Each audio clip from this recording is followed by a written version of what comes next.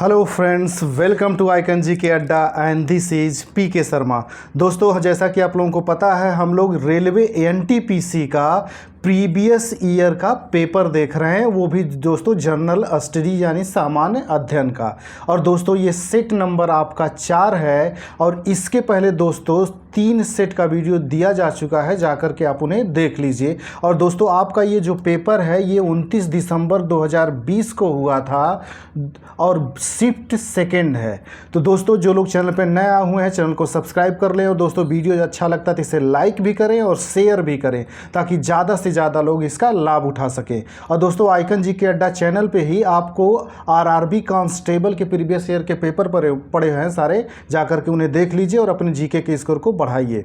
तो दोस्तों हम आते हैं अपने पहले क्वेश्चन पे। हमारा पहला क्वेश्चन है दोस्तों, नींबू के रस का पीएच मान लगभग कितना होता है? तो लगभग इसका 2 होता है। और दोस्तों याद रखिए आरआरबी कांस्टेबल में कई बार पीएच मान के बारे में आपसे पूछा गया है। तो दोस्तों ब्लड का पीएच मान कितना होता है, यूरिन का कितना होता है, ये सब पीएच मान रट्टा मार के रखिएगा, वो पूछता है।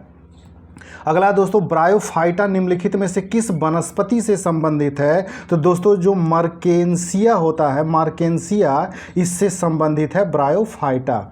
अगला क्वेश्चन है दोस्तों, श्रृंखला में 4 प्रतिरोधकों जिनमें से प्रत्येक 1/4 ओम का है का उपयोग करते हुए अधिकतम कितना प्रतिरोध बनाया जा सकता है? तो दोस्तों ये जो प्रतिरोध है 1 ओम बनाया जा सकता है। दोस्तों इसको सॉल्व करने का तरीका ये होता है कि ये कह रहा है कि श्रृंखला में 4 प्रतिरोध जो है इनका उपयोग जब किया जाएगा तो 1/4 ये प्लस 1/4 प्लस 1/4 प्लस 1/4, तो दोस्तों 4 ये एलसीएम हो जाएगा और ऊपर 4 हो जाएगा, तो 4 से 4 कट जाएगा और 1 ओम आपका आ जाएगा आंसर। तो इसको याद रखिएगा दोस्तों, यही प्रतिरोध को सॉल्व करने का तरीका होता है। और कैपेसिटर जो होते हैं दोस्तों इसी के उल्टा होते हैं, तो इसका 1 ओम हो जाएगा। अगला दोस्तों पाइथन एक है। तो दोस्तों पाइथन जो होता है ये प्रोग्रामिंग भाषा होती है। जैसे दोस्तों आप लोगों ने पढ़ा होगा कि सी लैंग्वेज,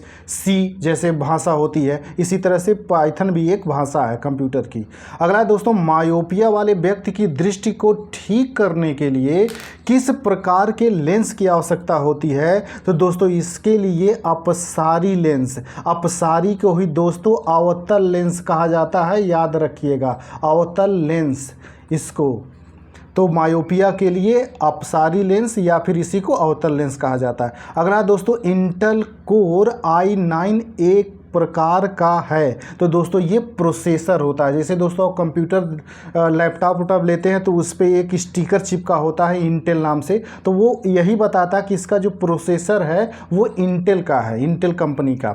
अगला दोस्तों, निम्नलिखित में से कौन एक सुपरसोनिक क्रूज मिसाइल है? तो दोस्तों ब्रह्मोस जो है ये सुपरसोनिक क्रूज मिसाइल है। और दोस्तों याद रखिएगा कि ब्रह्मोस जो है ये रूस और भारत ने मिल करके बनाया है।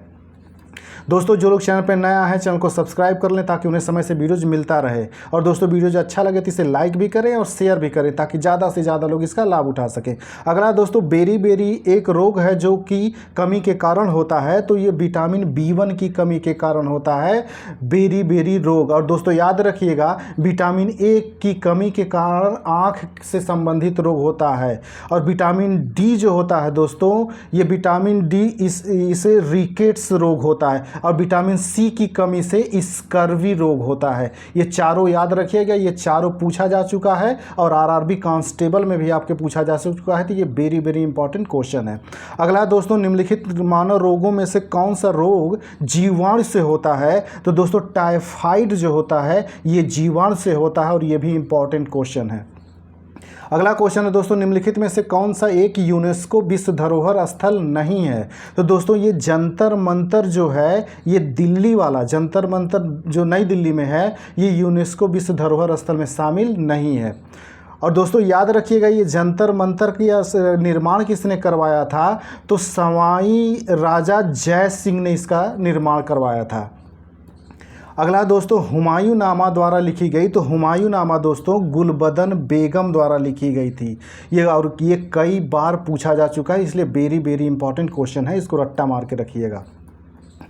अगला क्वेश्चन है दोस्तों इसमें, जिम कॉर्बेट राष्ट्रीय उद्यान कहाँ स्थित है? तो दोस्तों जिम कॉर्बेट जो है ये उत्तराखंड राज्य में स्थित है। अगला है दोस्तों, जीएसटी भारत में आधारित एक अप्रत्यक्ष कर है। जीएसटी का पूर्ण रूप है, तो दोस्तों जीएसटी का पूर्ण रूप होता है गुड्स एंड सर्विस टैक्स। इसका बी ऑप्शन सही हो जाएगा। और दोस्तों इसके पहले ये क्वेश्चन पूछा था आपसे रिपीट करके कि जीएसटी क्या है, तो जीएसटी अप्रत्यक्ष कर है। आपके क्वेश्चन में ही एक क्वेश्चन बना करके ये पूछा था, और जो यूपी कांस्टेबल दे रहे हैं उसको ये रट्टा मार के रखेंगे। और 1 जुलाई दोस्तों 2017 को यह लागू हुआ था। अगला दोस्तों, दक्षिण अमेरिका का सबसे बड़ा देश कौन सा है? तो दोस्तों दक्षिण अमेरिका का सबसे बड़ा देश ब्राज़ील है, और ये भी आपके आरआरबी कांस्टेबल में एक बार पूछा गया है। अगला दोस्तों, भारत का केंद्रीय औषधि अनुसंधान संस्थान कहाँ स्थित है? तो दोस्तों ये लखनऊ में स्थित है, और ये वेरी वेरी इंपॉर्टेंट क्वेश्चन है, कई बार पूछा गया है। और जो यूपी कांस्टेबल दे रहे हैं दोस्तों, इस बार इस क्वेश्चन को रट्टा मार के रखेंगे कि भारत का केंद्रीय औषधि अनुसंधान संस्थान कहाँ है? लखनऊ, क्योंकि ये उत्तर प्रदेश में है, इसलिए इंपॉर्टेंट है। अगला दोस्तों, निम्नलिखित में से कौन सा स्थान यूरेनियम के खनन के लिए प्रसिद्ध है? तो दोस्तों जादूगोड़ा जो है, जादूगोड़ा खान है, ये यूरेनियम की खान है। और दोस्तों ये भी पूछता है कि ये जादूगोड़ा है कहाँ पे? तो ये झारखंड राज्य में, झारखंड में है। अगला दोस्तों, भारत की सबसे लंबी राजमार्ग सुरंग कौन सी है? तो दोस्तों उस समय अटल सुरंग जो है सबसे लंबी थी।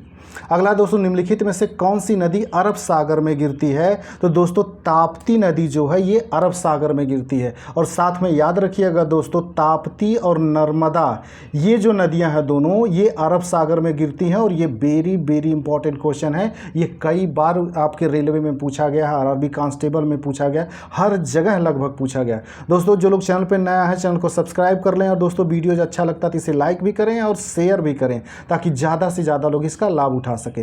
अगला दोस्तों, यूनेस्को का मुख्यालय कहाँ है? तो दोस्तों यूनेस्को का मुख्यालय पेरिस में है। और पेरिस जो है दोस्तों ये फ्रांस की राजधानी है, ये भी याद रखिएगा। फ्रांस की राजधानी पेरिस में है यूनेस्को का मुख्यालय। और दोस्तों वाशिंगटन डीसी जो है ये यूएसए यानी अमेरिका की राजधानी है। और लंदन जो है दोस्तों ये ब्रिटेन की राजधानी है, तो ये साथ में ये भी याद रखिएगा। अगला दोस्तों, लोकसभा और राज्यसभा की संयुक्त बैठक की अध्यक्षता कौन करता है? तो दोस्तों इसकी अध्यक्षता लोकसभा अध्यक्ष करता है। और दोस्तों एक चीज़, ये वेरी वेरी इंपॉर्टेंट क्वेश्चन है, पॉलिटी का कई बार पूछा गया। और दोस्तों एक चीज़ ये भी पूछता है कि इनकी संयुक्त बैठक को बुलाता कौन है? बुलाता कौन है दोस्तों, ये भी पूछता है। तो राष्ट्रपति बुलाता है, लेकिन अध्यक्षता जो करता है वो लोकसभा अध्यक्ष करता है। और इसका जो प्रावधान संयुक्त बैठक का किया गया है दोस्तों, ये अनुच्छेद 108 में किया गया है। अनुच्छेद 108 में संयुक्त बैठक का प्रावधान। अगला दोस्तों, एक प्रसिद्ध यात्री इब्न बतूता कहाँ का मूल निवासी था? तो दोस्तों इब्न बतूता जो था ये मोरक्को का मूल निवासी था। और दोस्तों ये भी पूछता है कि इब्न बतूता जो है, जो कि किसने किताब कौन सी लिखी थी? तो इसकी किताब का नाम था रेहला। रेहला किताब ने लिखा था दोस्तों। और ये किसके समय में आया था? तो ये मोहम्मद बिन तुगलक के शासनकाल में आया था, ये भी पूछा जाता है। और इसको काजी के पद पर नियुक्त किया था मोहम्मद बिन तुगलक ने, और चीन भी भेजा था इसे दूत के रूप में। तो ये फैक्ट याद रखिएगा। अगला दोस्तों, निम्नलिखित में से कौन सा देश सार्क का सदस्य है? तो दोस्तों सार्क का सदस्य जो है ये आपका अफगानिस्तान है। भारत के जितने भी दोस्तों तट सटे हुए इलाके हैं, सटे हुए देश हैं, वो सब सार्क के सदस्य हैं। अगला दोस्तों, भारतीय संविधान के जनक के रूप में किसे जाना जाता है? तो डॉक्टर भीमराव अंबेडकर को भारतीय जनक के रूप में जाना जाता है, और ये कई बार पूछा गया है, इंपॉर्टेंट है। अगला दोस्तों, जातक कथाएं जो हैं किससे संबंधित हैं? तो दोस्तों ये बौद्ध धर्म से संबंधित है। और ये भी पूछता है कि ये जातक कथाओं में है क्या? तो जातक कथाओं में दोस्तों ये गौतम बुद्ध के पूर्व जन्मों की कहानियां हैं, पहले जो जन्म ले चुके हैं और इसमें आगे कौन सा जन्म लेंगे वही कहानियां इसमें हैं।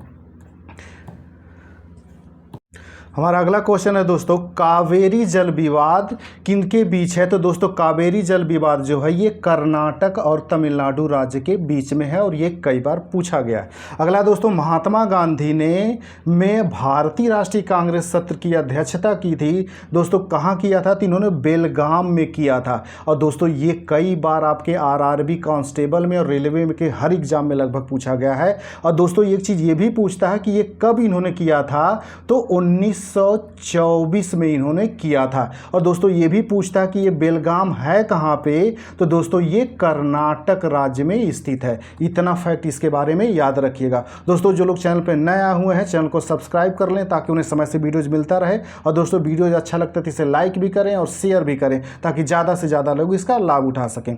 अगला दोस्तों, गीत गोविंद किसने लिखा? तो दोस्तों गीत गोविंद जयदेव ने लिखा था और ये भी इंपॉर्टेंट क्वेश्चन है। अगला क्वेश्चन है दोस्तों, भारत में सांप्रदायिक चुनाव प्रणाली कम्युनल इलेक्टोरेट सिस्टम सबसे पहले किसके द्वारा शुरू की गई थी? तो दोस्तों ये मार्ले मिंटो सुधार 1909 के द्वारा शुरू की गई थी, जिसमें मुस्लिम समुदाय को अलग पृथक निर्वाचन दिया गया था। अगला दोस्तों, कैबिनेट मिशन किस वर्ष में भारत आया था? तो दोस्तों ये 1946 में भारत आया था। और इसी कैबिनेट मिशन के बारे में दोस्तों को इसी कैबिनेट मिशन के तहत ही संविधान सभा की स्थापना की गई थी। ये भी याद रखिएगा, ये 46 में आया था। तो दोस्तों जो लोग चैनल पर नया है चैनल को सब्सक्राइब कर लें। दोस्तों मिलते हैं हम अगले वीडियोज में, तब तक के लिए नमस्कार, जय हिंद।